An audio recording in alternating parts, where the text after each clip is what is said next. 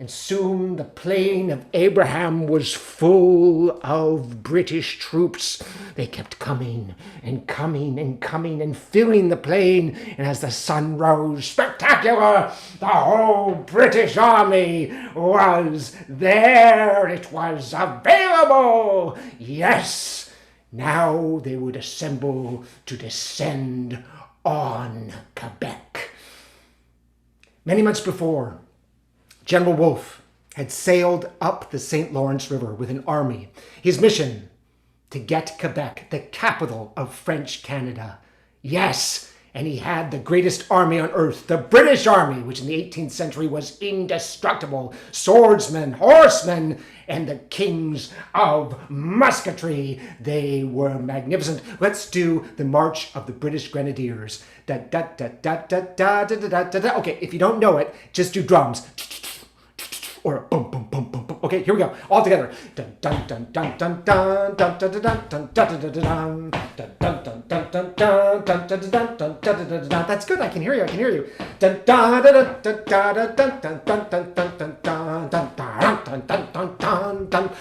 dun dun dun dun. Yes. It was the French and Indian Wars, called that because the French and the British both used indigenous allies to fight each other. Now, the British were sick of the French in the New World. The French were as dominant in the New World as the British were. In 1750s, they were everywhere. The British were mostly in the South. So if you think of America as North and South, the British were down here in the colonies, right? On the Atlantic Ocean. The French were in the North, in Canada. And the British felt like the French were a huge burden looming over their heads, weighing down on them, this gigantic burden that weighed on them. Groan under the burden for me. Groan for me. Imagine holding up this burden. Look at all those French colonies above me. Those squares are all French colonies, and they're looming over my head. So, in 1754, the British had it. They'd had it with the French. They didn't want the French in America anymore. They wanted America to be for them. So the war started. It actually started with a famous American, General George Washington. Yeah, he was right there at the start. Of course, he wasn't a general then. He was just a colonel. And, he wasn't in the colonial army yet because the colonial army didn't exist. This is before the Revolution. So he was just working for the British. He was a colonel in the British forces, right? And he had a regiment. And he started the French and Indian Wars. The war between Britain and France in the New World. He started it at Fort Necessity, right? Way down in Virginia. So it didn't start up here in Canada, it started down in Virginia. Yeah, Washington was a Virginian, and he attacked Fort Necessity in 1754. Give me some explosions. Well, he didn't win the battle. He lost the battle. Washington wasn't a very good general. He wasn't very good. He was great at keeping his army going so that it scared the enemy, but he was not good at winning battles. He never quite won any battles. But a good thing happened. One of his officers, a man named Captain Stoble, was captured. How is that a good thing, you ask? Well, Captain Stoble was sent to the city of Quebec to be a prisoner of war. He ended up behind bars in Quebec, right? Well, while he was there, he didn't waste his time whining about it being a prisoner of war in Quebec. Right, of the French. He took careful notes of the fortification of Quebec. He noted where every single cannon port was. He noted everything about the fort, and then he escaped, and he took his notes. He took the plans for Quebec to General Wolfe. And now General Wolfe had the plans for Quebec, and that's how he knew to come up the Lance au Foulon, the Cove of Wolves, and attack Quebec from behind across the plains of Abraham. And he was there. He'd done it. He had outflanked them because Sobel had stolen the plans. Now, here's the problem. Though. Right now, he had Quebec in front of him, full of French troops, and another French army behind him. So really, General Wolfe was very vulnerable. He felt like a fly in between an anvil and a hammer, that army behind him. He'd just be squished. Do hammering sounds. Boom, boom, boom. Do a little fly screaming sounds. Help me. That's what he felt like. But he had to keep his cool. He couldn't attack yet because the way to win against the French was to draw them out onto the plains of Abraham. Because British firepower would always succeed against French firepower, but the French had to come out. So what did he do? He took his very small army, it was not big, General Wolfe's army, and he stretched it across the plain of Abraham.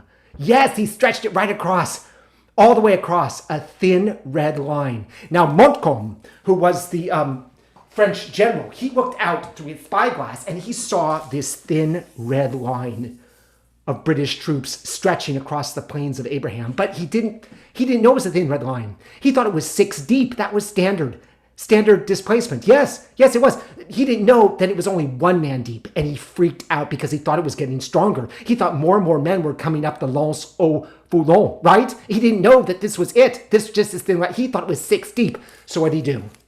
He decided he had to attack the British before they could get reinforced. So he sent his French army out onto the plains of Abraham. And the French were not as experienced as the British. They were militia, most of them. They were not as well trained. The French army was not as great as the British, but they marched out there bravely. Give me some drums for the French army. French drums. I don't actually know what those are, but whatever you think a French drum is. And they marched out, and they were nervous. Montcalm could see this. The general could see this. He could see how nervous they were. They were shaking, and they were marching out. And finally, he decided that if he didn't let them fire on the British, they would run. So at 150 yards, he gave the order to fire on the British. The fire was sporadic, dispersed. The French reloaded and kept marching and firing and reloading and marching and firing. Now, the British had brilliant discipline. They stood their ground. They did not fire back yet. They knew that the longer they waited, the more devastating would be their fire on the French. They just stood there and they waited, and some of them got hit. Ah! But most of them stood and waited and waited and waited. And finally, at 40 yards, the entire British army raised its muskets and unleashed a vicious volley. The French were hit. Devastating. They were hit.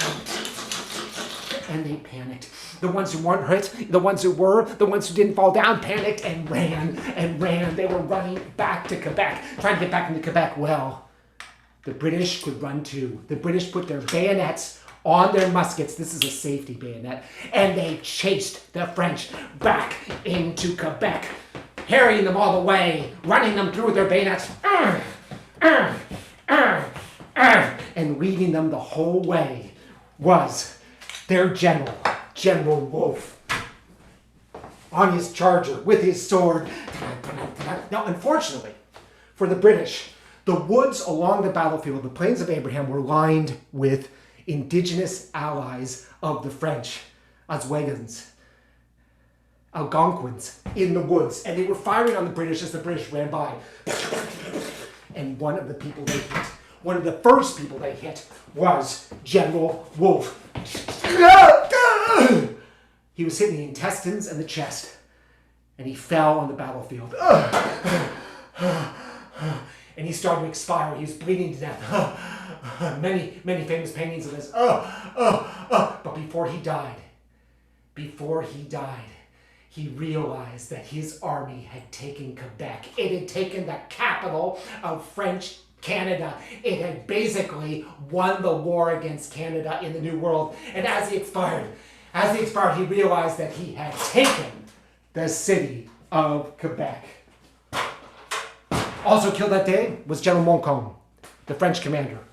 Both men died in the field, but Wolfe's army had won. They had won. And they went into the Quebec and they offered good terms to the French. They wanted the French to be loyal British citizens. They wanted them to join the British. They offered them very good terms. They didn't molest anybody. They didn't kill anybody.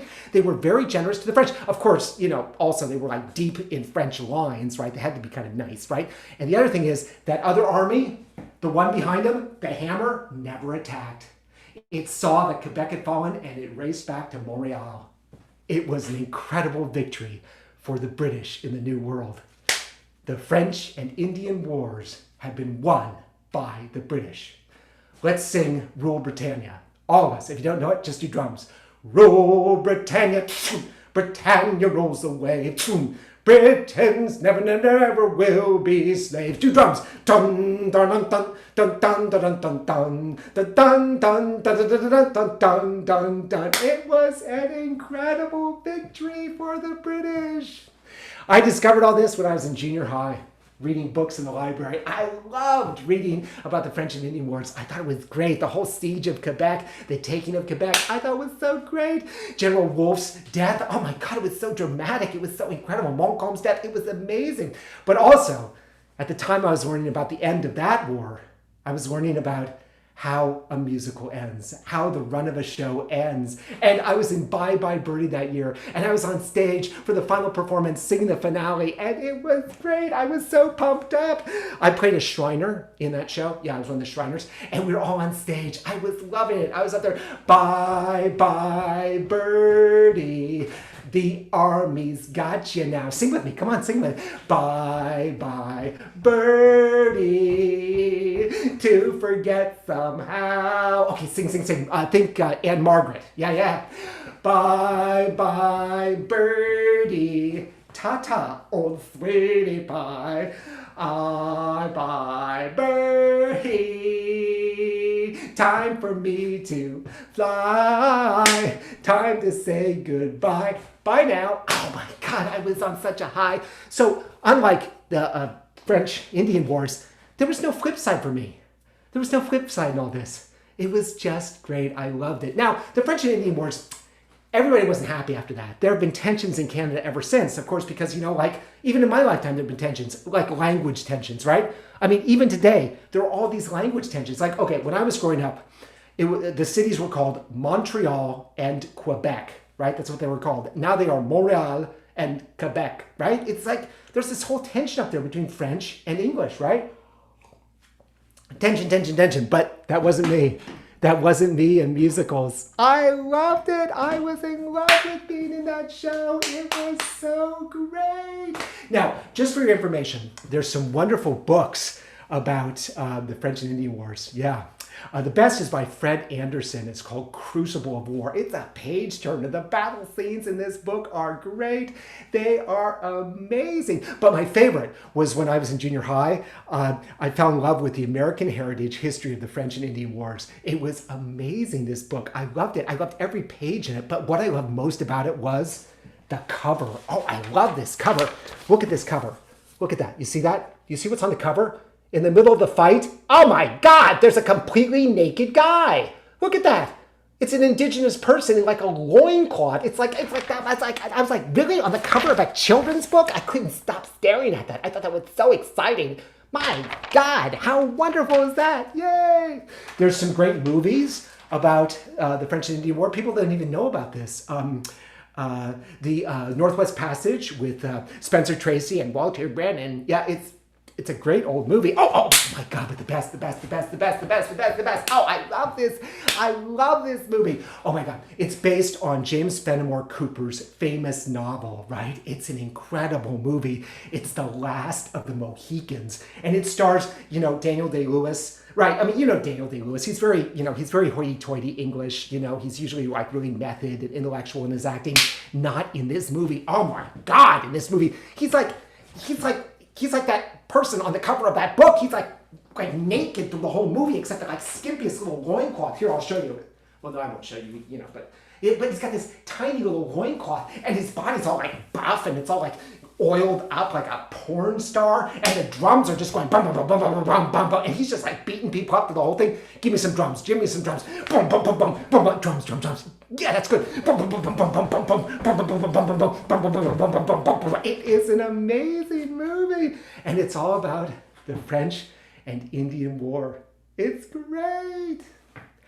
So 22 years later, the American Revolution ends at the Battle of Yorktown. Now, in the interim, the Americans have broken off from the British. They don't want the British anymore. The colonists do not want to have anything more to do with them. They want to break off. They want it to end, right? And this war is sort of a reverse of the first one, because it begins with, yes, George Washington, but now he's fighting for the Americans, for the colonists, right? And it doesn't begin in the South, where he started before in Virginia. It actually begins up north around Boston and New York. And Washington's commanding the troops up north, and he's not a very good general. He doesn't win that many battles, but he wins enough battles to keep his army together, right? Valley Forge, all that stuff. He keeps his army together, and he totally annoys the British. They can't bring him to ground. They can't get a fight out of him because he'll lose the fight, but he still exists. So the British get totally frustrated, and they leave the north and they head south. Lord Cornwallis heads south to defeat the American Revolutionary Army in the south. And it's incredible because they've gotten the same advice that Washington had, right? Yeah, he gave them the same advice. He said, run from the British. Don't fight them. Run. And the army in the south, the American army in the south, it just runs away from the British. And it's just like, here, give me Rule Britannia. No, give me the British Grenadiers, but double time. Like, da, da, da, da, da, da, da, da. Yeah, that's good. Keep it out. Double time. Da, da, da, da, da, da, da, da. And they just run away from the British. And they're constantly running away from the British. Running away. Da, da, da, da, da, da, da, da, da, da, da, da. It's very Keystone Cops. Da, da, da,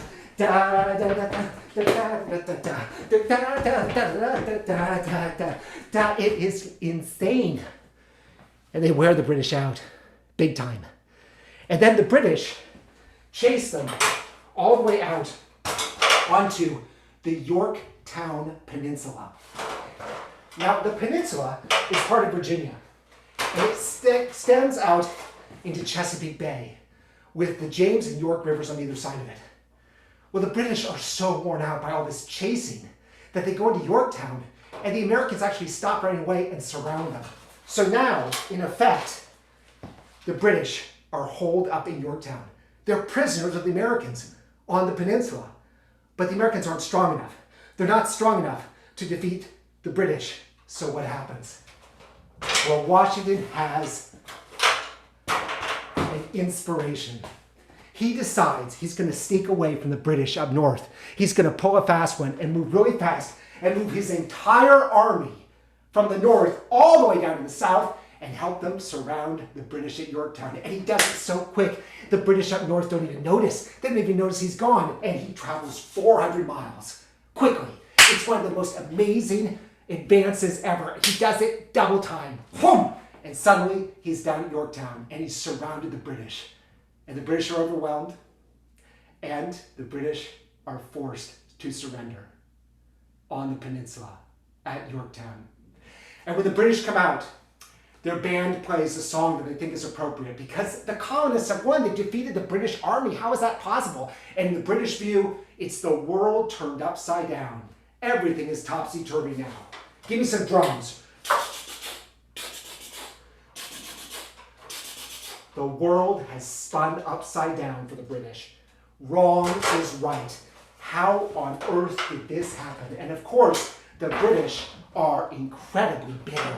They're so bitter. They're so angry. Now, there are some incredible books and movies about all this. The best book about the Battle of Yorktown is Barbara Tuchman's book, The First Salute. It's amazing. She talks all about that 400-mile advance of Washington, and it's like the most amazing feat of all time from a bad general. You know, Washington was great only when it counted, right? Otherwise, awful, but great when it counted. He created a country with that 400-mile march.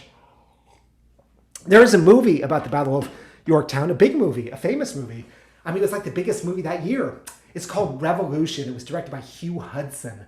And it's like method acting American Revolution. It is so weird. To play an American colonist during the Revolution, they hired Al Pacino. Mumblefish Al, right? It's like so method. It's like Michael Corleone, you know, like mumbling his way through the Battle of Yorktown. It is so strange. And he's like all dirty all the time and rolling around in the mud. It is all so methody. And his co-stars are the most bizarre group of people. Nastassja Kinski. And, oh, I love this. Annie Lennox. That's one of his co-stars. But where did they find this cast? The only good thing, and it's really evil, is Donald Sutherland. He plays this British sergeant. And he's got this musket with a bayonet on it. Safety bayonet. And he just goes through the Battle of Yorktown doing this. Just like stabbing people viciously. I'm going to stab you. Go, ah, when I do it. Go, ah. Oh, good. It's a safety. It's a safety bayonet. There's nothing going to happen to you. Oh, it's the only good part of the movie. It's so weird that way. And, of course, there's a very famous musical about the Battle of Yorktown. Probably the most famous. Hamilton. Yeah, it's got a huge Battle of Yorktown sequence. It's amazing. And they do the song. They composed a whole new song just for that scene. The world turned upside down. The world turned upside down. Amazing. It even made it into Hamilton. And you know what? The British were so bitter about losing. They didn't like to lose. They never lost before. They were bitter. When I got to high school, I did a lot of shows. I was so happy in musicals especially. But no matter what the show, I was always kind of bitter myself at the end. And not angry like the British, but just sort of sad and forlorn. I didn't want the shows to end. I wanted them to go on forever.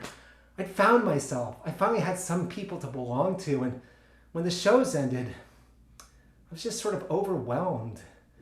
You know, I was back to being lonely again. I mean, I didn't date in high school. I didn't hang out with friends. I just rehearsed and performed in shows. It was great. And I'd sit there on closing night and the thrill of the show was with me. But also I was thinking, it's ending.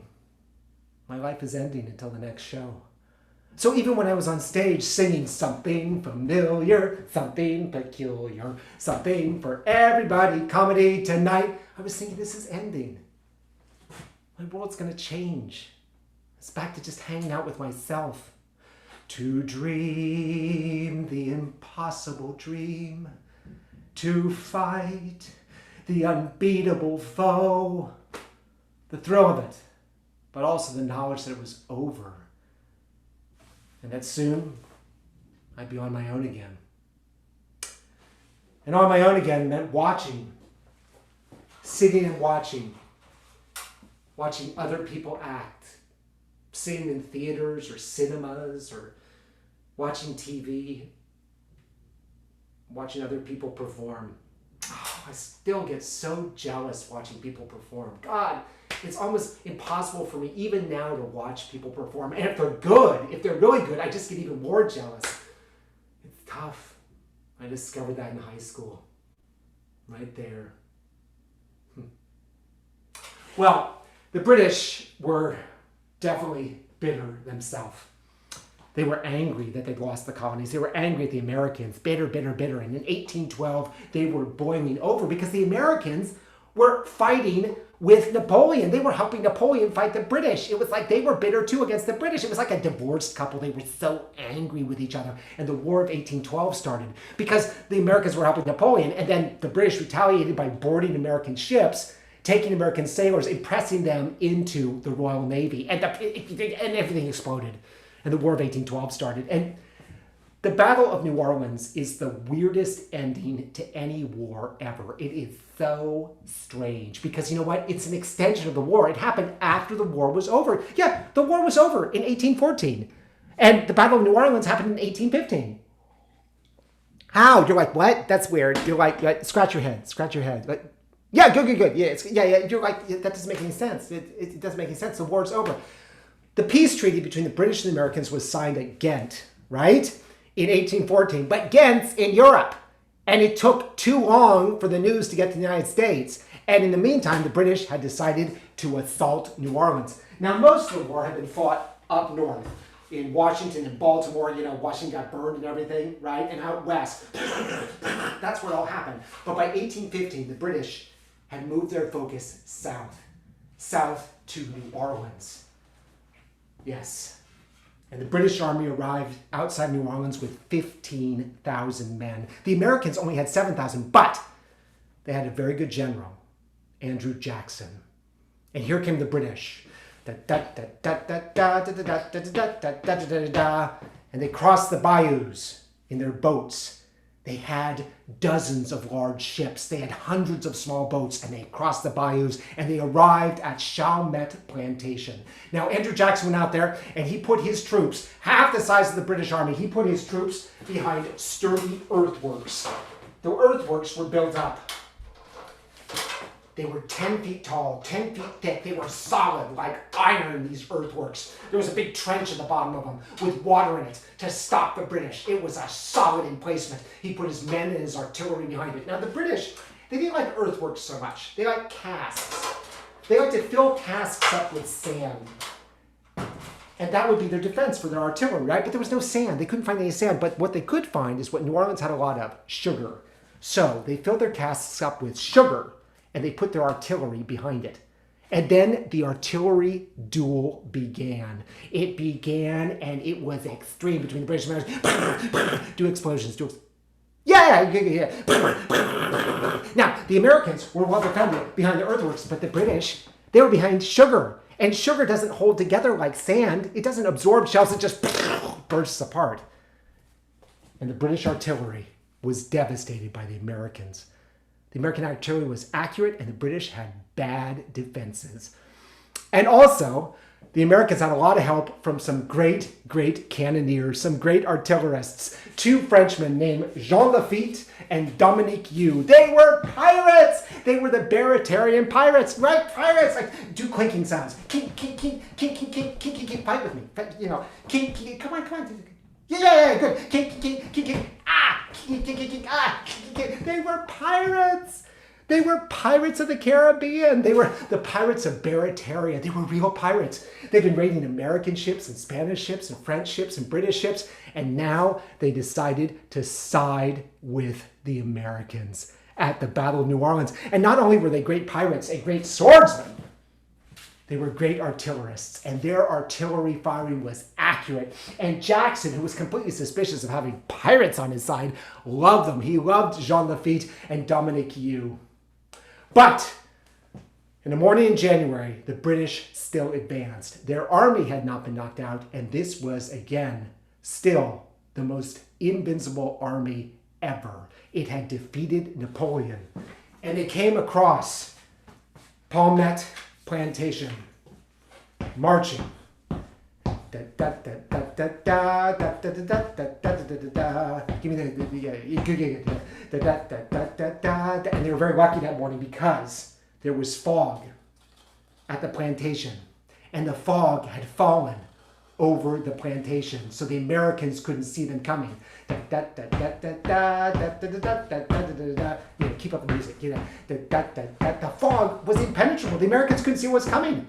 They couldn't see where the British were. They could hear them. They could hear the music, but they couldn't see where they were. They wouldn't even know where to fire. And just as the British approached the American earthworks, the fog miraculously lifted. It lifted and exposed the British right there at the American earthworks. And the Americans let the British have it with a full volley from behind their earthworks.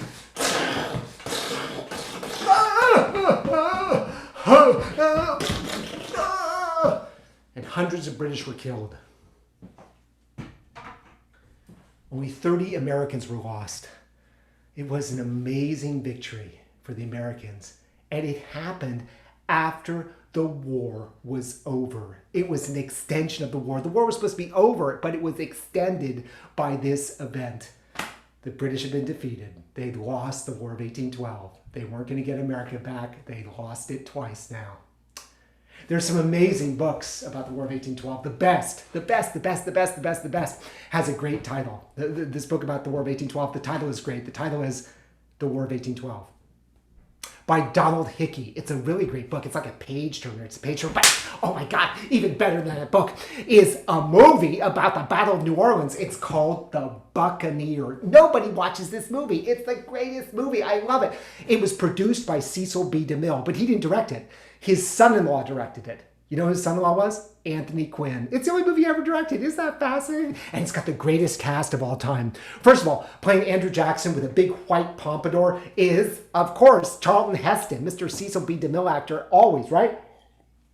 And then Claire Bloom is in it. Lovely Claire Bloom playing the Buccaneer's girlfriend. And oh my God, this is so great. They got Charles Boyer to play Dominique You. Charles Boyer, the great lover.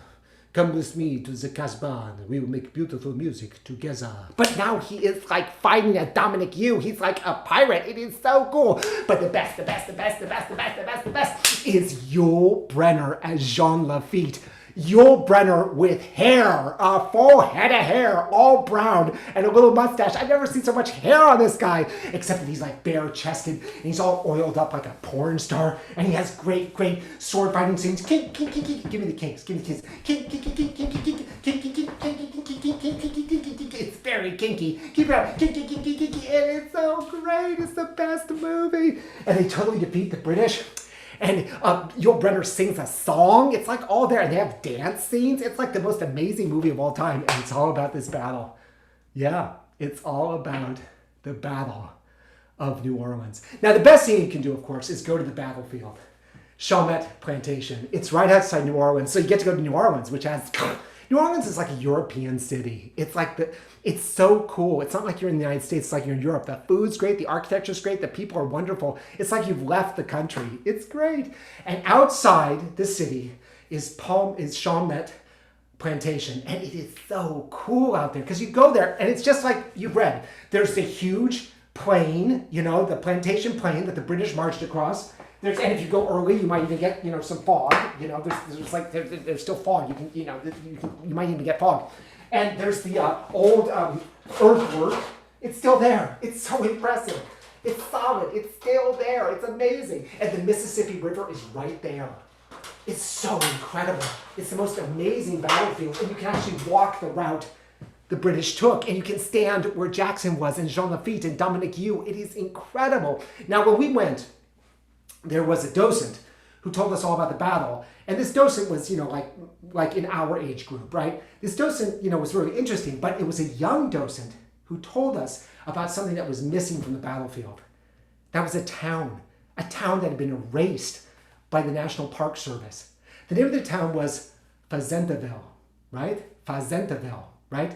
And it had been formed in the 19th century. After the battle, it had been formed because nobody wanted this property, the property was worthless. So a town was formed there by a free man of color, a man who was not a slave, an African American who was not a slave. And he built a town, Fazendaville.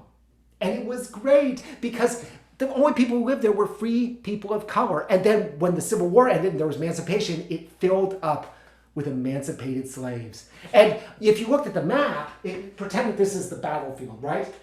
Well, this town used to stretch in a long column right across the battlefield. It was right there. It just cut right through the middle of the battlefield. It was amazing. It had everything. It had houses and churches and schools. It had stores. It had nightclubs, bars. It was like a fully functioning town. Well, in the 60s, the Kennedy administration decided that it wanted to turn this into a national, battlefield, historic battlefield site, right? So they bought up all the houses, all the property for much less than it was worth, kicked everybody out, an entire African-American town kicked out, and leveled the town. So that now, when you go to the battlefield in New Orleans, all you see are what the British saw. You don't see anything that was developed there. How fascinating would that be if that strip was still there? Can you imagine? Also, when these people were thrown out, they moved to the lower ninth. Have you heard of the lower ninth? It's not far away. Yeah, it's not far away. It's pretty much right there, a neighborhood of New Orleans. It was a neighborhood that was destroyed, utterly wiped clean by Katrina.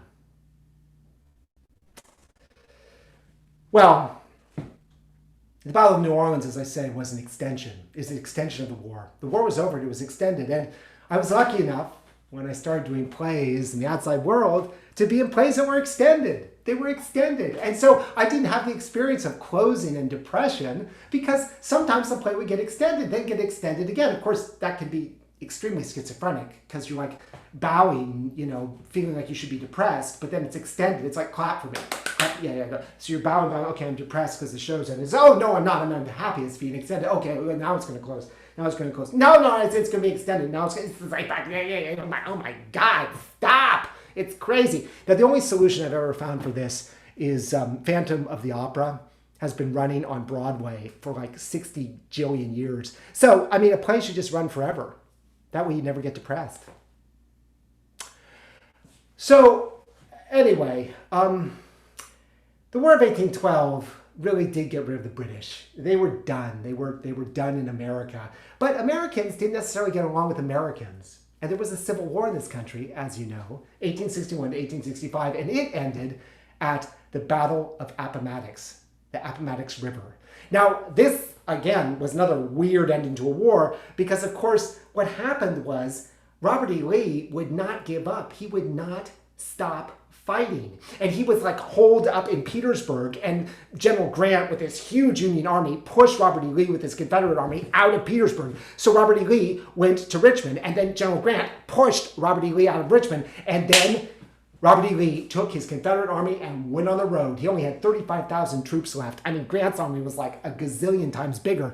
He only had 35,000 troops left, but he ran out of Richmond. Where was he going? He was headed west. If he could get far enough west, right, his confrere, his brother-in-arms, Joe Johnston, could come up from the south with another Confederate army, and they could link up and, right, maybe win the war. They were losing the Confederate capital, Richmond, but maybe they could link up and win the war if you could get far enough west. And he marched along the Appomattox River. Now, the Appomattox River extends out from Richmond into Virginia towards the Shenandoah Valley.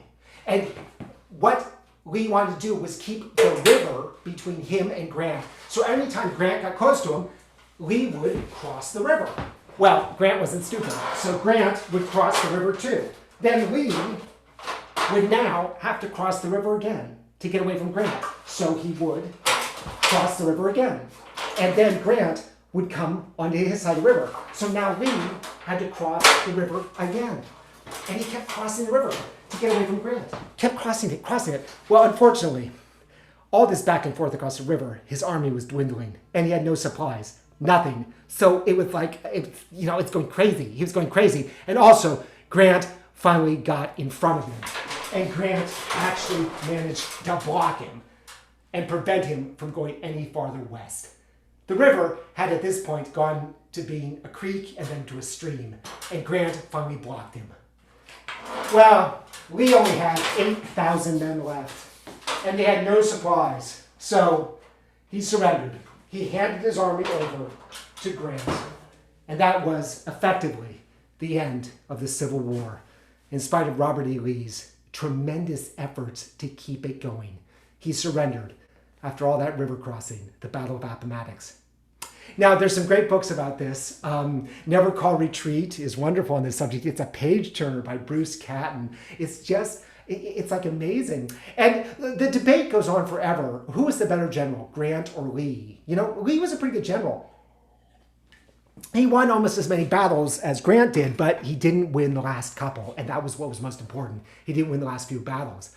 And people in the South have always said, but he was a better general. The South fought harder. They fought better. They were more talented. There just weren't as many Southerners. There weren't as many supplies, but they fought a better war than Grant and his Union Army.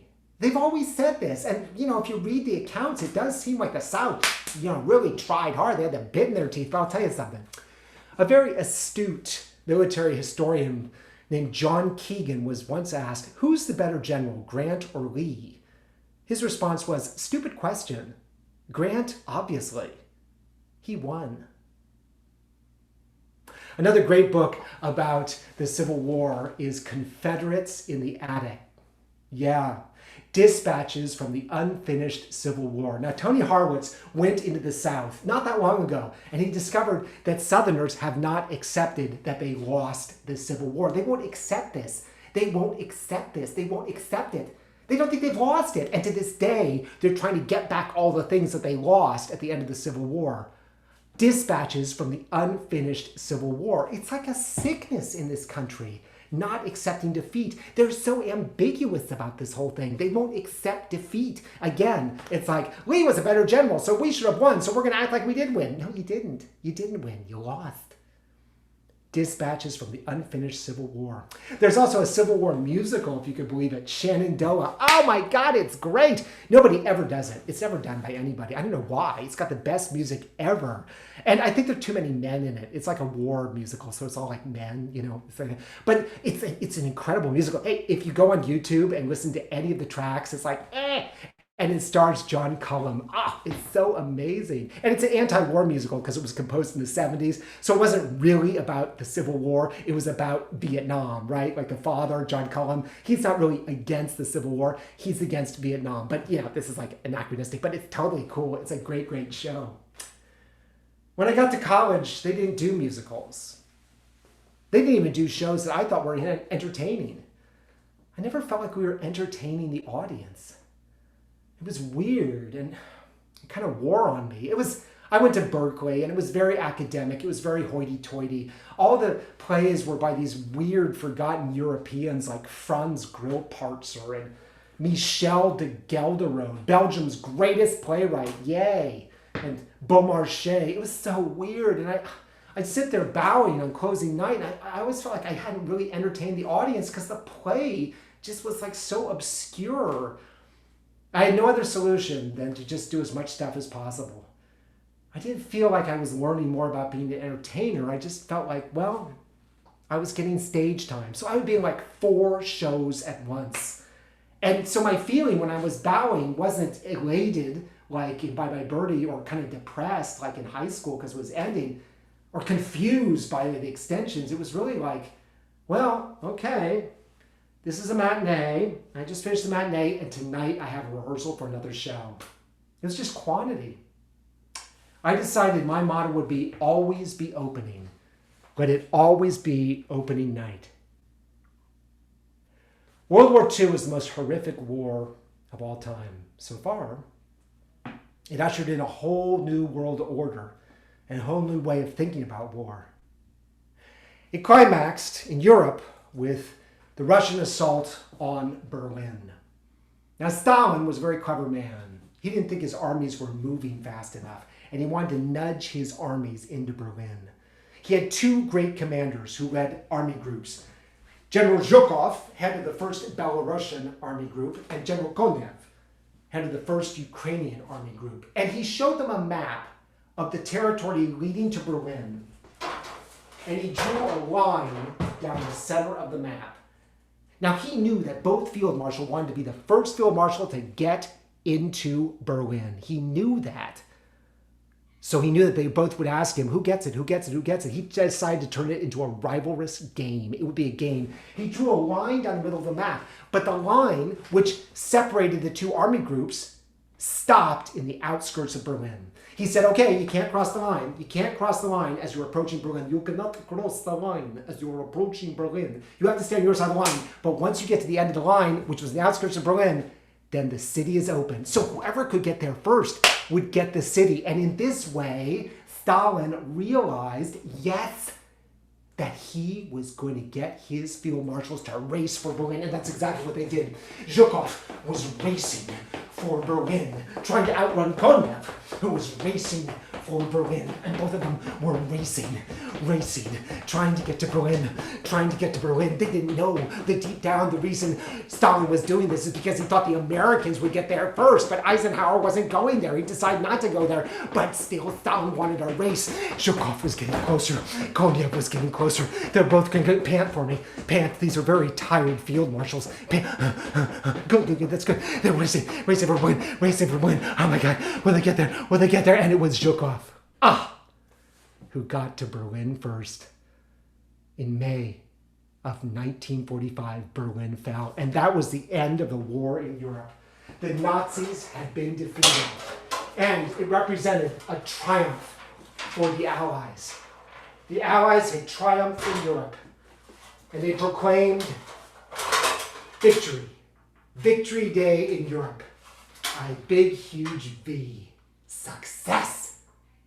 Now, the war in Japan ended somewhat differently. And the story of that war goes all the way back to a day in 1923 when a woman in Illinois took her son, Paul, to the circus. Now, Paul wanted to go on the main attraction of the circus, an airplane. So the mother paid $1 for little Paul to go on his first plane. He loved it. Up till then, he wanted to be a doctor, but now he wanted to be a pilot. He wanted to fly planes.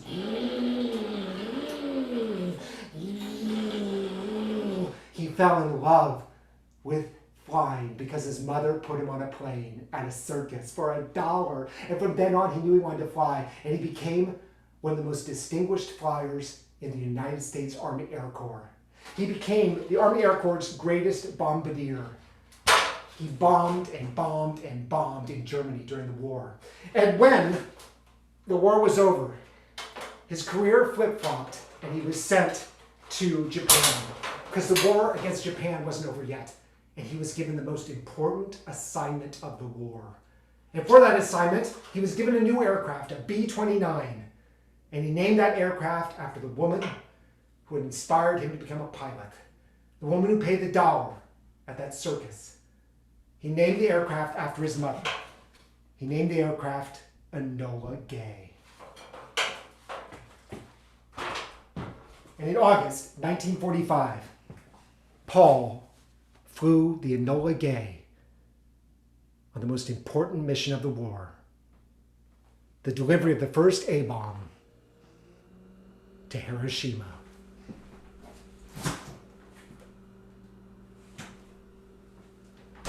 The bomb was dropped. Give me an explosion, a prolonged explosion.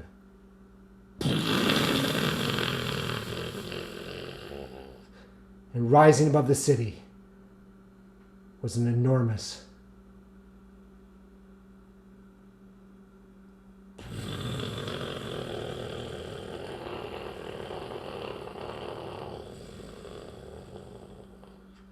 mushroom cloud.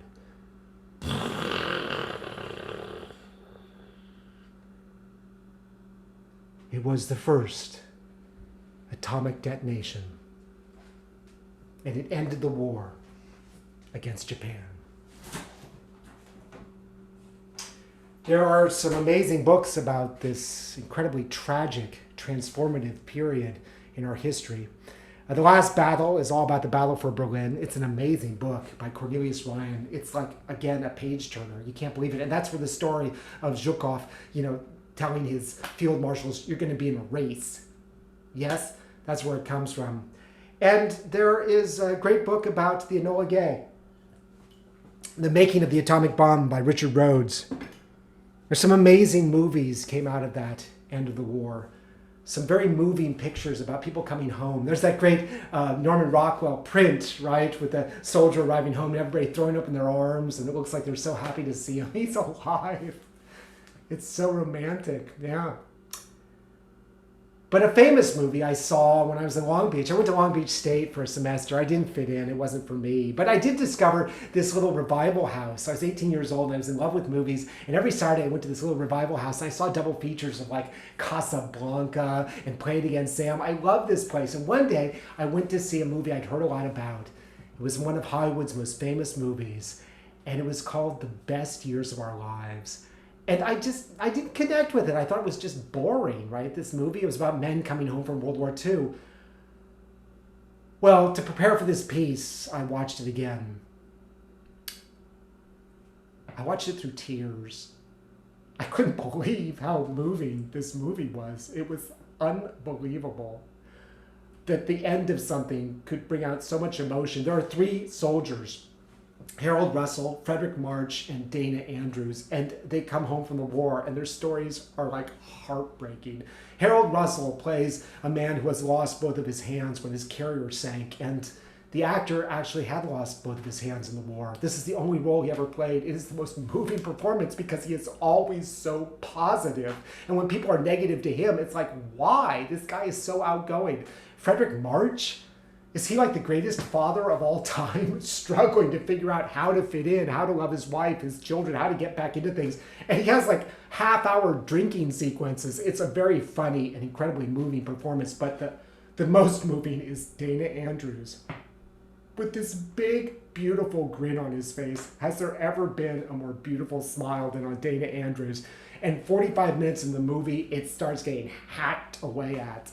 Nobody respects him for what he's done in the war. He can't get a job. His wife is like not connected with him at all. She just wants to party. It's the most moving thing I've seen in so long. And the supporting players are great. They're just incredible. Myrna Loy as Frederick March's wife. She's like the most patient person of all time. The looks on her face. Incredible. And Virginia Mayo, I mean, she's supposed to be like, like a nothing role. She's just supposed to be Dana Andrews' crazy wife who just wants to party and have fun. But there's something so desperate about what she's going through. Even she is going through an adjustment, and nobody seems to care because she's just like a party girl, but it's incredibly moving how desperate she is. I don't think there's ever been a movie more potent about what it means to come back from a war and not fit in and just be at a loss. It's an incredible movie.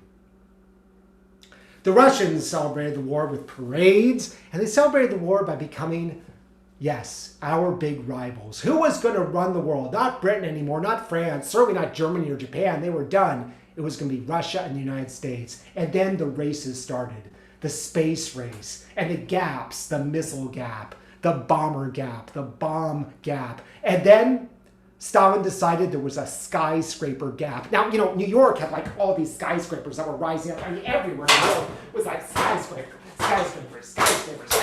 So Stalin wanted some skyscrapers. So he got his architects to build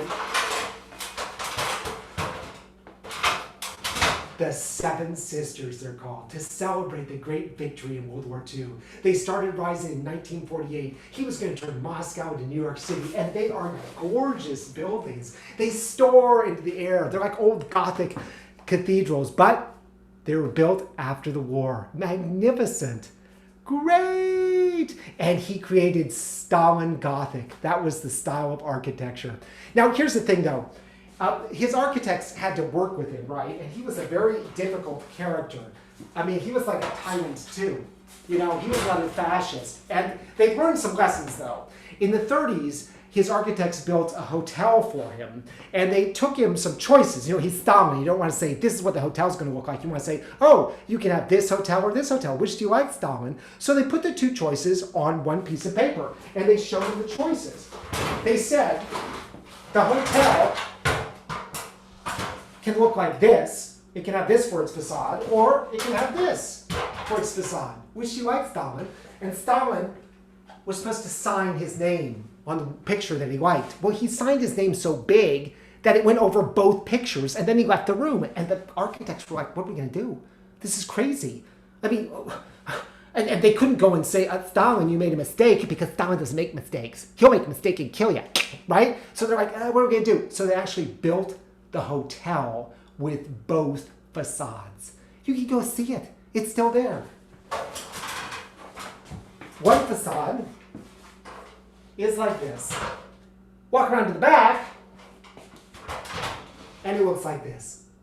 And it even is kind of leaning like this too, right? Because they built it in the winter when the ground was hard, and then the ground like got mushy in the spring. It sort of sank. And then they had to prop it back up again. It is so weird. But, they learned their lesson. And after the war, they built 7 glorious skyscrapers. They really are quite wonderful. And there was celebration. There was celebration after World War II. That's how the war really ended. This famous picture. Yeah, everybody knows that one, right? Times Square, the end of World War II. But now, you know what the pictures look like? Yeah, this is war homecoming now. Look at those guys! Gays in the military. I just love it. I just noticed right now that one is wearing a lei. Isn't that great? Go gays in the military. I celebrated too. I talk about shows closing and ending. Cast parties, I love them. In high school, we just went crazy. We were crazy. We didn't drink. I didn't take drugs. I was such a square, but I had so much energy. I was so excited, and I was so pumped by the show. And like I said, I was sad that it was ending, but I wanted it to go on forever, so I was going to have a wild party. And we just did stupid things, We had like a disco party once. We hated disco. We hated John Travolta. We thought all those people were weird, but we were like, let's make fun of them. So we got like a mirror ball and disco music, and we like pretended we did all these dumb moves. We thought we were so funny. And we would go over to people's houses who hadn't come to the party, and we crawled in their windows. They're asleep, and we're like, cast party. In like the middle of the night, they're in their like underwear. And we went up to Mount Tiburon. We did this all the time, and we sang musicals. in the middle of the night, like at midnight. But can you imagine if you bought like your $1 billion dream home and you have to listen to a bunch of weird kids going, bye, bye, birdie, the army's got you now. It's like insanity, but we loved it. I tried to convince my friends that I did drink because I felt so square. So I got a bottle of bourbon from my parents' liquor cabinet, and I put it in the car that I drove, my dad's car, and I drove around for a week with this bottle of bourbon in there, and I thought somebody's going to find it and think I'm cool. Nobody even noticed. I even failed as a phony drinker. My father finally noticed. He was like, do you drink and drive? I said, no. Do you drink? I said, no. He said, oh, okay. I could have been lying. He didn't believe for a second that I was drinking. He must have just thought I was trying to show off to my friends. It was so insulting. He should have been angry at me. I thought I'd get yelled at for being like an underage drinker. He was just like, oh yeah, that kid would never drink. It's so insulting and weird. I did drink in graduate school after plays because they were all so fulfilling. I had such a great time in graduate school putting on shows. I felt so wonderful about the shows. So I allowed myself to go to the cast parties and drink. And it was like, I thought I was being like really clever. I was like, saying witty things. It was like, that was, okay, be drunk with me. Yeah, you all know what I'm talking about. Or you've seen people do it. Yeah, let's have a cast party, graduate school cast party. Yeah,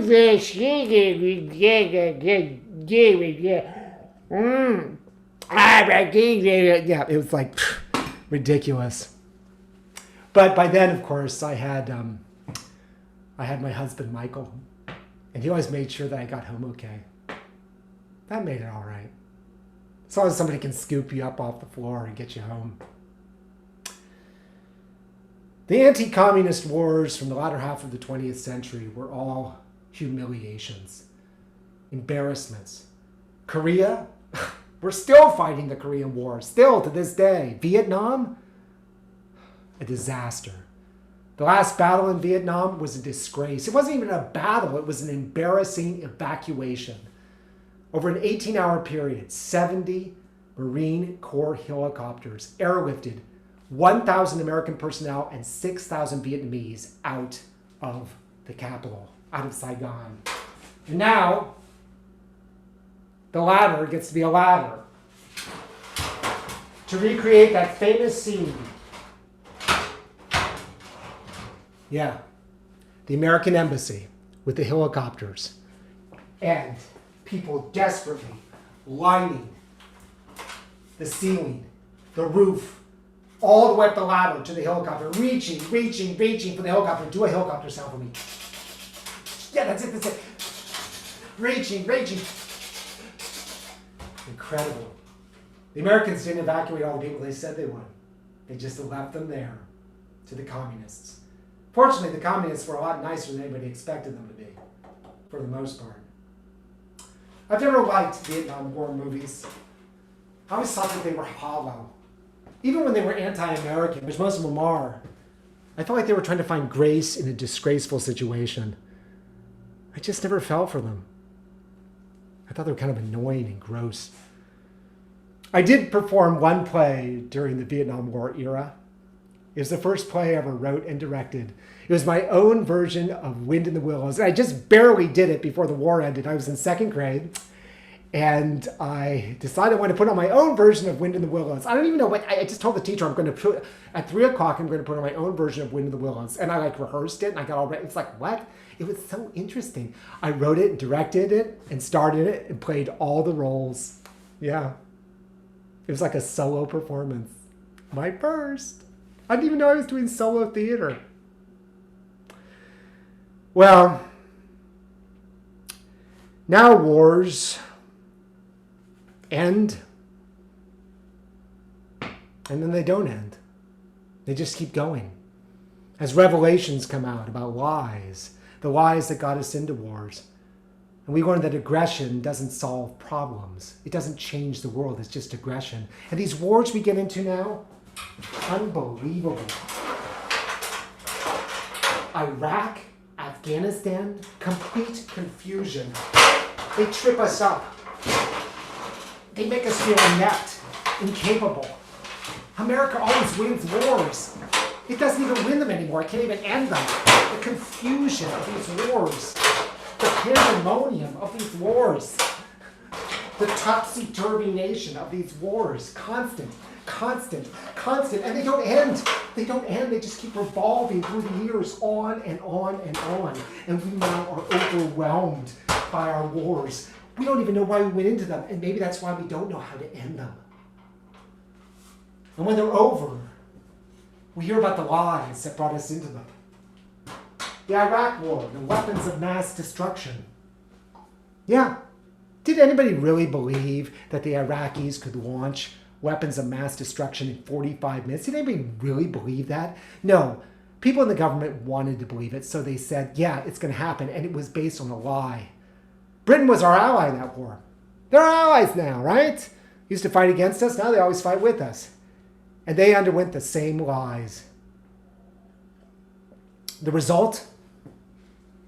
The lies were exposed in Britain. There were no weapons of mass destruction, but somebody had to take the fall, so they found a researcher, a man named David Kelly. He'd been the researcher. So when they were asking who started this lie about weapons of mass destruction, they said it was David Kelly, this researcher.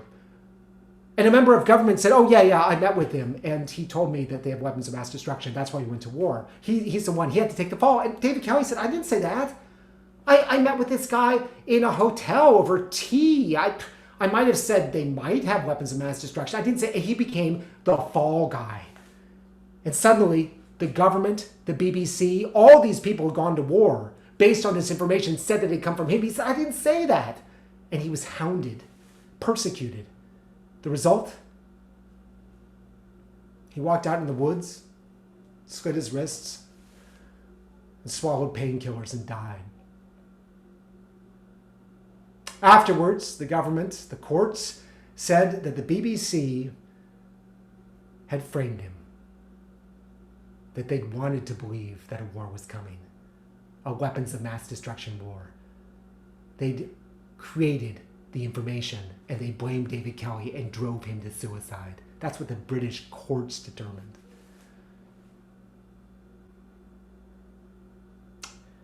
I decided finally that I had to stop second-guessing plays and plays closing. And the 10 years before COVID, I just loved the experience of being on stage. And when the play was over, I would bow and just enjoy the success. I'd done it. I felt so proud of myself. I felt proud of the cast. I felt proud of the audience. I felt proud of everybody. I was just going to enjoy it. And think about the next show. Get ready for the next show. And have a party, right? Go out and celebrate. And I stopped trying to second guess myself on everything and just enjoyed it. Enjoyed the experience of being on stage. And then a play closed in a way I never would have predicted. Just as unpredictably as all these wars ended, a show actually closed because of a pandemic. We were in the middle of a run. It had been extended, right? Another extension. We gave one performance of the extension and then shelter in place and the theaters were shut. I never thought that could happen, ever. So what did I do? My play had stopped. It was a hit and it was over. So what did I do? I came home and I decided we had to do plays on Zoom. And I decided I'd do solo plays. ESP, the Essential Services Project. And I would keep doing those solo plays until the pandemic was over. But how could I define the pandemic being over? About 20 weeks into doing my solo plays, I thought, my God, how are you going to do this? And then I just stopped thinking about it and just enjoyed the experience, the work. Yeah, every week a new show. And then in the late 40s, like around play number 48, I decided there had to be an end. I decided to be when I was fully vaccinated. For me, that would be the end of the pandemic. And that's when the Essential Services Project would wind down. So I'd had to have both my shots, and the shots had to cook, and I had to be vaccinated, fully vaccinated. So here I am, ending another experience in the theater. This is the final Essential Services project in this incarnation. I'll be back, but it won't be until July. For right now, this iteration, this run, ends tonight. Which is why I talked about the ends of wars and the ends of plays. Yeah, and a play is not a war. It's not. But when you're in the thick of it, it consumes your life. And there's fear and elation and victory and defeat. So for somebody who's always been fascinated by history, it seemed like a good analogy. I have a lot of people to thank who've made all this possible. There have been 62 productions from the first week of Shelter in Place when I performed A Tourist in Hawaii all the way up to tonight, War's End. My husband Michael, who's right here in this apartment, who's so patient with me, so helpful all the time. My COVID-19 bud. He's pretty much the only person I've spent any physical time with, in the same room time with this whole time. To Joe, who's been involved in every single one of these projects, running them, right? Making them happen, keeping them going, talking to the audience, right? When the audience had a question, explaining why the hell I hadn't started on time. Joe's a saint. He really is what makes Theater Rhinoceros happen. And there have been people who've watched so many of these shows. My mother, Cecil, Henry, Bill, Aaron. I'm going to forget people. I just am.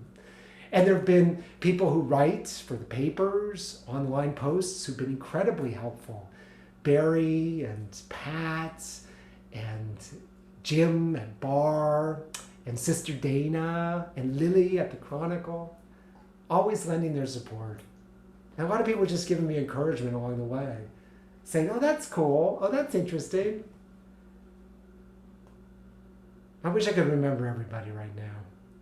And names are going to come to me. They're going to suddenly hit me the second I'm done with this. They're just going to suddenly hit me. I'm going to be like, oh my God, why did I mention that? Why did I mention that? Why did I mention that? My Aunt Emmy, who I talk to every week. And I guess the reason I did it was I wanted to be creative during COVID. I wanted to tell stories. I didn't want the storytelling to end. I was so used to telling stories. I wanted to just keep going, keep telling them. Because I think that's what theater is all about. That's what Theater Rhinoceros is all about. It's about telling stories. I remember, I don't know how many shows I've done, but Joe said to me, he said something that made me think, oh, the stories really should be all gay. I shouldn't just tell non-gay stories. And from that moment forward, everything had to be gay. I mean, at least there had to be a reference to something. But also just people saying things like, I love the ladder, or I love the avocado as a grenade. So it's been a joyous ride. I'm not sure how I'm going to do in the coming weeks. There's always a horrible postpartum depression when you close a play. Like, what are you going to do? But I've realized that it more has to do with the body, the way your body moves through the week. So next week, my body won't move the same. I've got a lot to do, other stuff. And things are opening up, and I have to, like, get a haircut, right? And get back into swimming and stuff now that gyms are opening. I've got a lot to do. There's theater stuff, of course. But I know it's going to get me in the body. It's going to change. And I know, like high school, I'm going to miss it. I'm going to miss it so much. And I know, like Frederick March and Dana Andrews, I'm going to feel like I don't really fit in. Like I'm sort of like an extra person all of a sudden.